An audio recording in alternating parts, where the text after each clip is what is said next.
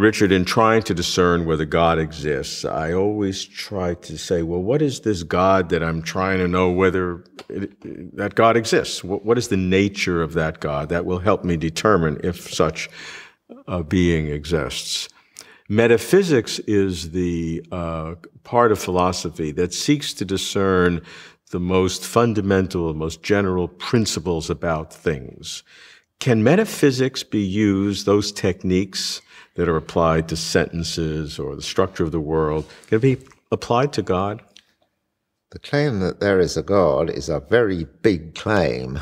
It's a claim about something beyond science which is responsible for the whole world, something which creates the scientific order.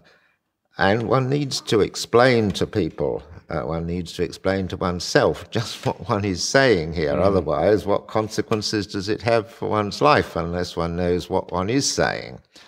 And therefore, as we try and get our ideas about everything very clear, it's very important we should get our ideas about God clear, because the consequences will be a lot clearer if we know what we're talking about. And so we use the best language we can get hold of for this purpose. And over the course of 3,000 years, philosophers have devised some useful technical terms for analyzing these things. And many of these technical terms occur in the creeds and official doctrinal definitions of the Christian Church and are much used by Islamic theologians too. One such term is substance. This word, or the word translated into it, has been used in different senses by different people, but one obvious use of it is a substance is just a thing. The things that are made up, which the world is made out of, the planets, the tables, the chairs, the people, they're all substances, particular things. Okay? But there's also a word which is sometimes translated substance, ousia in Greek, which is more often translated essence. And the essence of a thing are those properties which are essential for the existence of that thing. For example, the essence of a table, part of the essence of a table, is to occupy space. You can't have a table which doesn't take up space.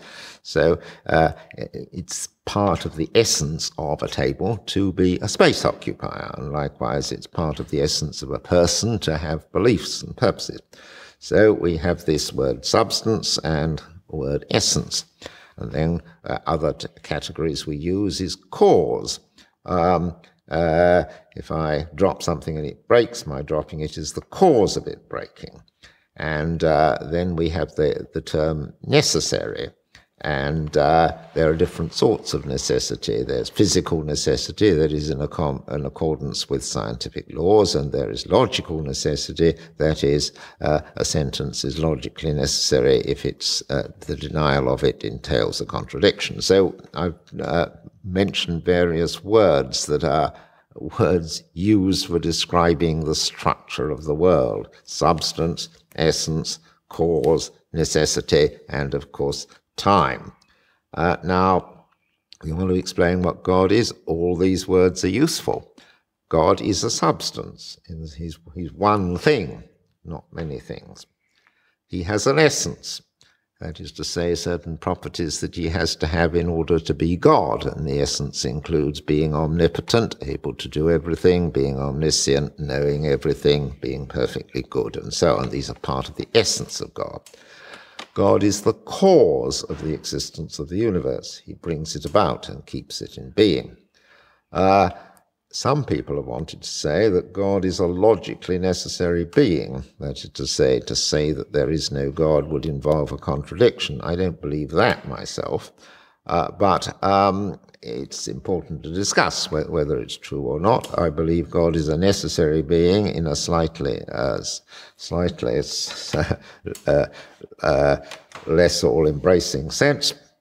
I think God is a necessary being in the sense that he is not causally contingent on anything. He owes his existence to nothing. He doesn't depend on anything for his existence. In that sense, he is a necessary being. And I think God exists in time. That is to say, he does one thing at one time and something else at another time. But of course, some theologians think he's outside time. Okay, so I've started to describe to you what God is like in terms of these traditional categories, and they help to understand. Now, the God that is so described by those categories differs in some fundamental respects from the God that is posited by other kinds of religions, such as Eastern religions.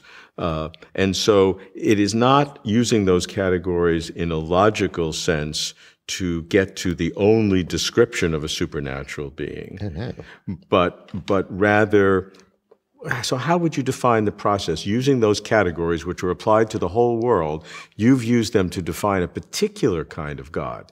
Yes, but so far all I've done with the categories is to describe the God common to Judaism, Islam, Christianity, and some forms of Hinduism. So it's a pretty widespread concept. There are, of course, other concepts. Why would I choose this one? Well, I think there are arguments for the existence of a God of this kind, which are better arguments than arguments for a God of another kind.